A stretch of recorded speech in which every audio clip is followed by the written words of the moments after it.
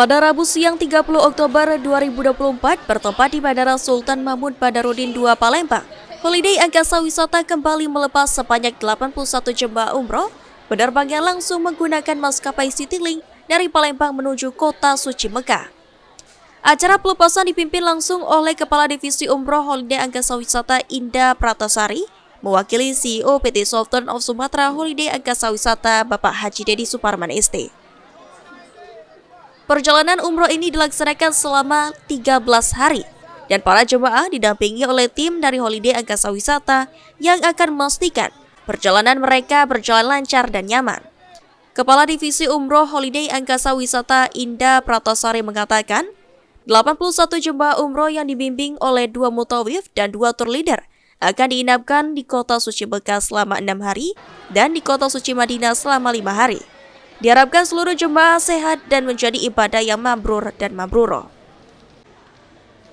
Alhamdulillah saat ini sedang berada di Bandara Sultan Mahmud Badarudin II Kota Palembang dalam rangka pelepasan jemaah umroh grup keberangkatan 30 Oktober 2024.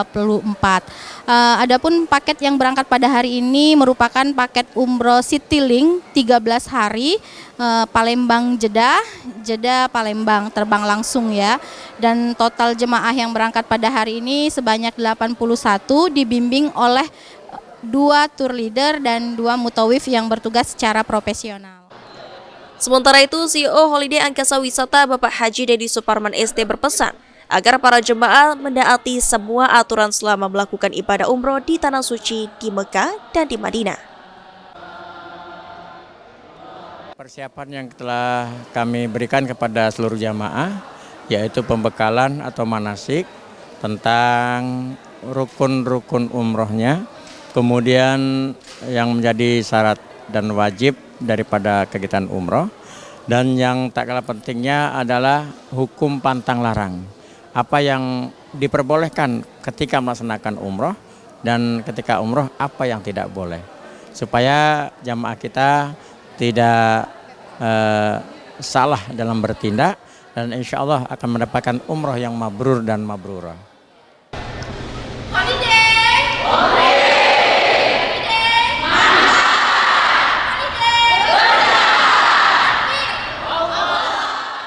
Ryan Pal TV.